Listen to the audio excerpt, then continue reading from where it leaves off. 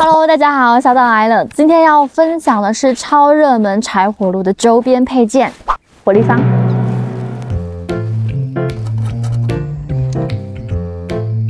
大龟冒大烟了，很热。很多小伙伴敲碗希望我详细介绍柴火炉的全套配件，今天就先从询问度最高的火立方开始。火立方是什么？加装火立方有什么优点？这里需要先来解释一个关键概念啊。柴火炉的燃烧效果和烟气问题的核心不在于炉身的密闭度，因为总会有门缝，总会有进气口。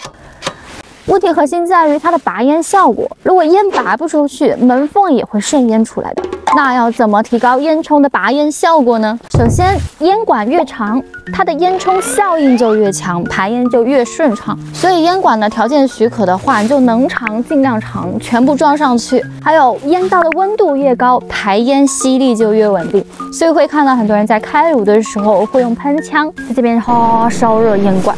所以排烟力度够强，自然也会从这边的进气口拉进更多的氧气，助燃提高燃烧效率，烟气就顺着热气流排出去了，自然就不会有漏烟问题了。就像吸管一样，这样吸走了，还怎么漏烟？然而拔烟力度没有稳定控制好的话，就会衍生出另外2个问题：一，热能就部分流失了；二，火星喷出就造成帐篷烧损的风险。这个时候，柴炉火立方就能派上用场了。接下来我们就看看它的作用和实测效果吧。我手里的这款火立方呢，是有3面的关火窗，所以呢，你可以很清楚的看到里面的运作情况。到时候火焰会通过这个烟管进到火立方里，这里是个衔接管的收纳处，然后把它安装进去这儿，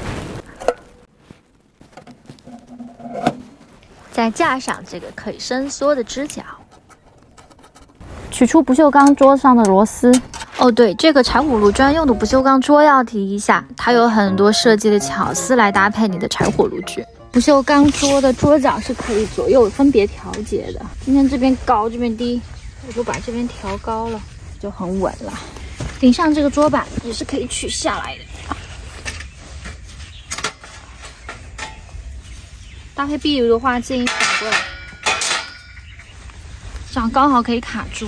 好，桌角就可以直接卡进这个卡槽，会非常稳固。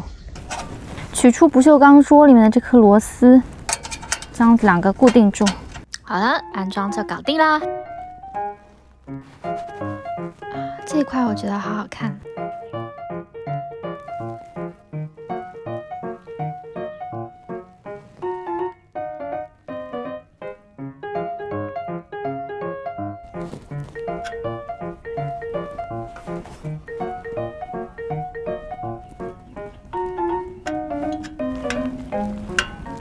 这是一个小巧迷你的工具手把，靠着这2颗螺丝固定。2颗螺丝取出来后，就是一个平整的盖板，可以取下的。好像只能翘起来。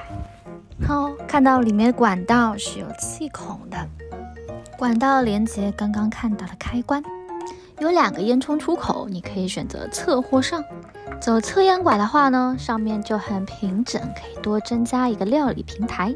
走上烟管的话呢，就把刚刚的盖板盖住侧边。当火焰和烟气通过这个管道进入火立方后，打开风门，带入氧气，启动了2次燃烧，从而提高了烟道稳定拔烟的能力。柴火烟雾本身就是一种很好的燃气，又称之为木煤气，所以火立方呢就很好的把它运用起来了，同时能燃尽未完全燃烧的火星，减少火星喷飞的几率。所以是透过回收热能及烟气解决问题，同时提升柴火炉的整体效率，还能扩大一个料理区，没有多耗费你的柴，只是回收。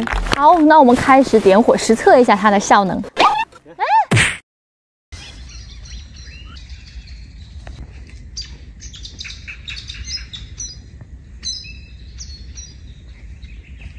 好啦，一会儿我们来吃火锅吧。我带了一个大吊锅，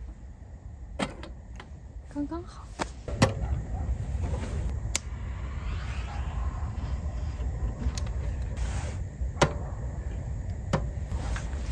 上面我煮个茶，吃完火锅解个腻。已经有烟，看慢慢上去啦。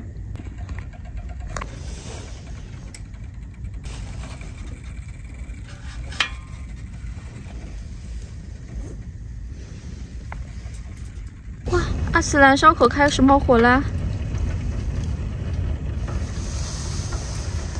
看，大量的烟雾进到火力坊里面。2次燃烧口烧的好猛啊！哎，我的水壶是不是要开了？这边火一定旺嘛？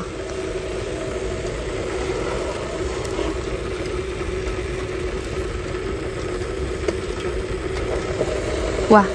一放上去，不噜噜噜噜噜，这边很烫，这里也很烫，千万别碰到。哦，像阶梯式烹煮，好酷啊！水烧开了，水大沸腾了。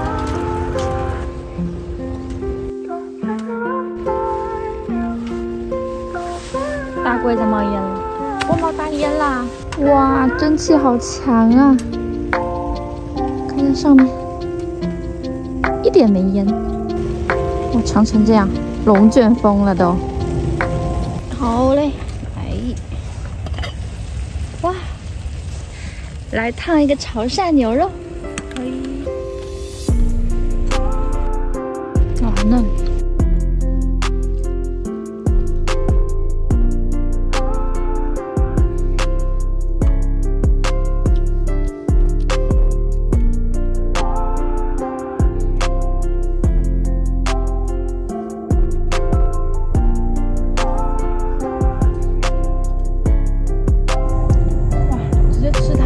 爽，来冲个茶。